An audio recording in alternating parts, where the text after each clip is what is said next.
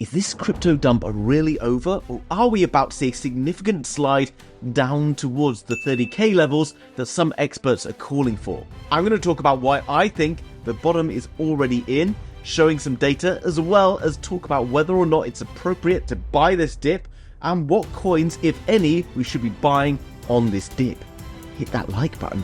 And let's get into today's video. Well, Bitcoin has seen the biggest sell-off in history. And if you saw my video yesterday, we talked about why it happened. And simply because of this. Everyone has been borrowing the Japanese yen, which is the currency of Japan. Why? Because it's got 0% interest rates. It's free money. And obviously everyone's been reading Rich Dad, Poor Dad by Robert Kiyosaki, telling people to borrow money so that they can invest it in higher yield assets, like the US dollar, for example, that was giving big interest rates. Although sadly, everything good has to come to an end. The interest rates went up in Japan 0.25%, causing everyone to absolutely brick themselves because they were over leveraged and then they had to pay back their loans. Where did they get their money from for this? Well, it was Sunday, so crypto, because those markets were open, which is why Bitcoin dumped the most on Sunday night, because the stock market wasn't open, people couldn't access their funds. And it's this that maybe gives me the indication that maybe Bitcoin and crypto corrected before the wider markets did, and why we saw a massive sell-off coming in Bitcoin. So this is obviously a problem that's not going away. What are we going to do about it? Well,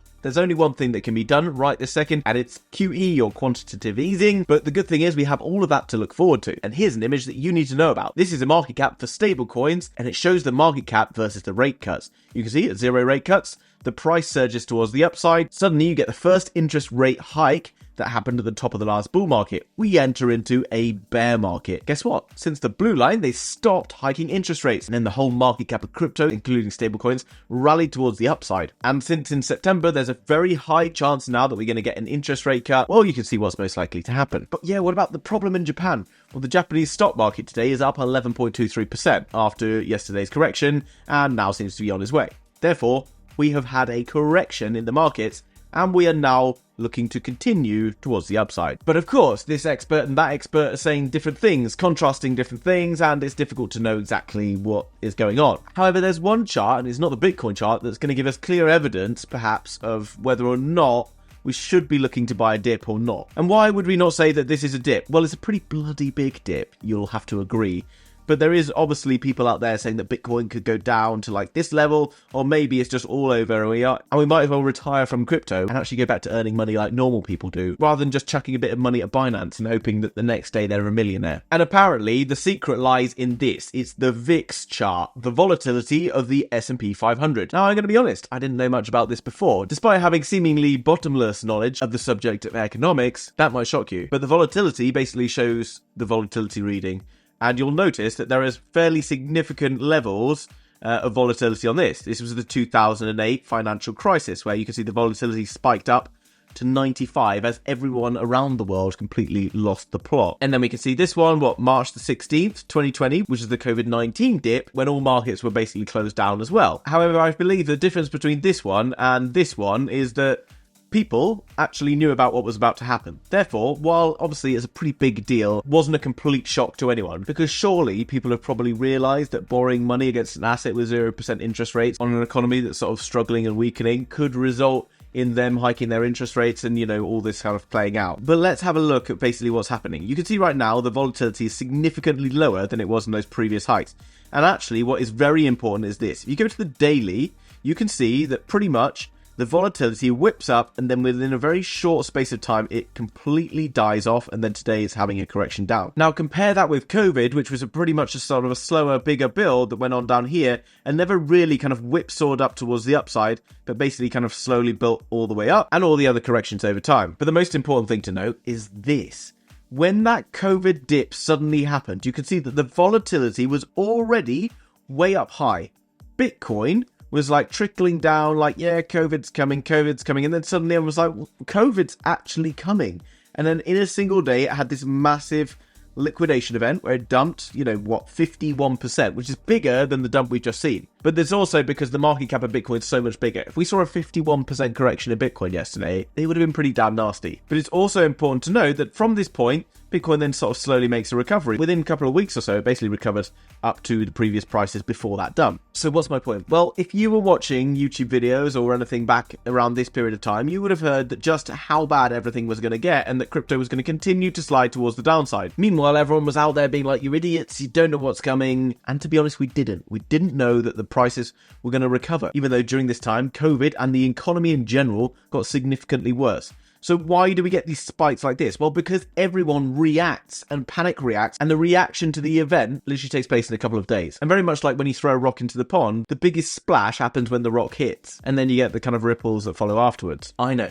That's obviously very philosophical of me. Showing a bit of culture in the mornings. So in my opinion, we've probably seen the absolute worst of it. Will it get much worse? Could we see maybe a continuation? Or who knows, okay? Is this dip over? Well, ultimately, bull markets are cyclical. They run on liquidity and they get upset from time to time with big scary news events, like which obviously are important and have significant impacts on the market. But the markets are driven by liquidity. Liquidity is driven by inflation, interest rates, and all that other good stuff, which ultimately is what's going to cause Bitcoin to go up eventually, whether it happens today or whether it happens next week or next month. Therefore, you would suggest, looking at this chart, that the prices are cheaper here than they are up here, and Bitcoin in the future, at some point, whether it does this or whether it does this, will be worth more than this probably high up here. And if that's true, then it makes sense to buy it at a cost like this, because you don't know where the bottom is exactly, but I know that we're closer to the bottom than we were when we were up here, and that's all you need to know. So, obviously, do we go and buy Bitcoin? Well, you can, but we know that we don't get necessarily massive gains. So how do we know which coins to go and buy? It's extremely straightforward. Well,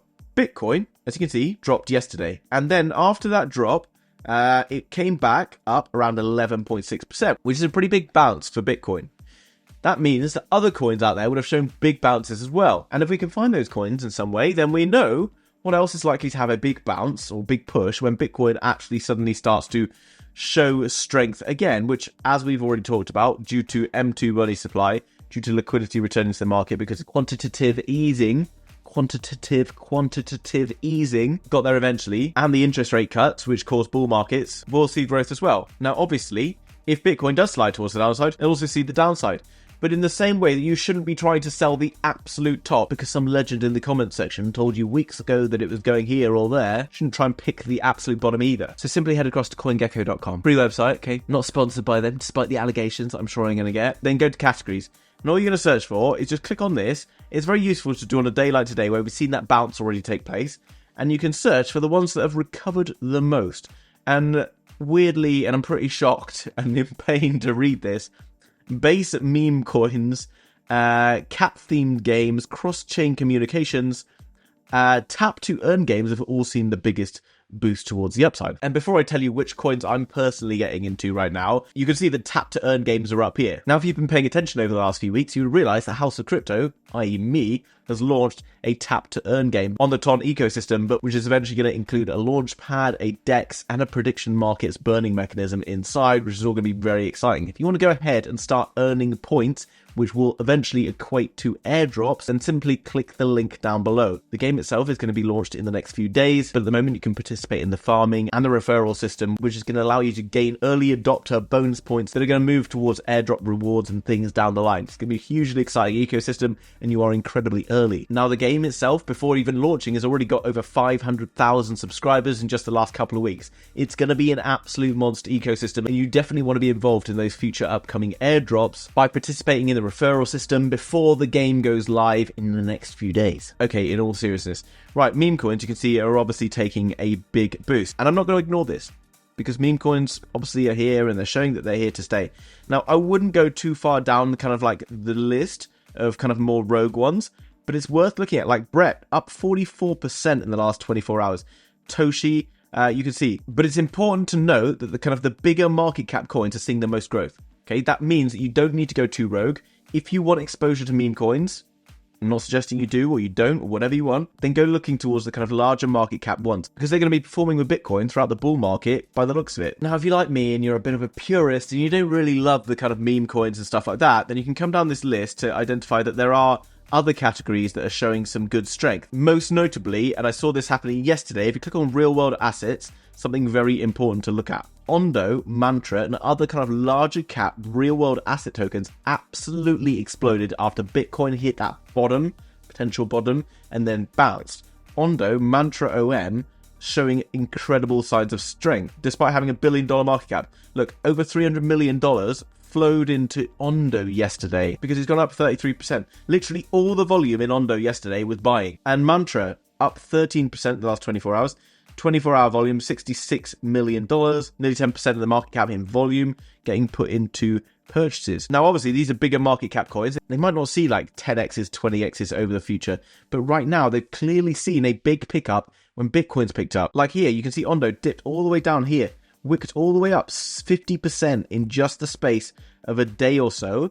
And that is incredibly exciting. And you can see it now finds itself in this kind of buy zone area for Ondo Finance. Now, what might be in benefit of Ondo or OM or any of these other sort of slightly larger cap real world asset tokens is that not only are they going to perform strongly when Bitcoin does well also you can see that ever since Bitcoin's been going sideways since the 11th of March, which has caused like a pretty big sell-off in the likes of Arweave, etc., down sort of 59, 60%, even at one point going down like nearly 70%. Like Ondo, etc., actually went higher from that period of time and is down around 28% from around that period of time, having dipped around 48%. The reason I'm taking it from here, guys, is because I took it from March then. Okay, Ondo outperformed the market. So did other real-world asset tokens. Now, I'm not saying that this is the only one you should be looking at. In fact, I made this real-world asset video the other day where you can go and take a look at different real-world assets and things that you should be looking for in terms of those types of tokens and coins. I'm just saying that right now, clearly, Ondo is going to see good upside if Bitcoin does, but also doesn't see significant downside if Bitcoin continues to go sideways for a further long period of time, which means it has a very good balance on the risk to reward ratio. Guys, hopefully this is all making a lot of sense because I think we're going to see big boom in real world assets with the growth with BlackRock tokenizing assets, and that is going to be very important for the future. In my opinion, real world assets at least should make up a portion of your portfolio in some form or another, and it's showing you exactly why right now. Go and check out that video I made the other day. Guys, I hope you enjoyed today's video. If you didn't, something wrong with you. I'm joking, but you know, brighten up. It's not a bad day. Hit the like button, subscribe, and I'll see you tomorrow in another video. Bye-bye.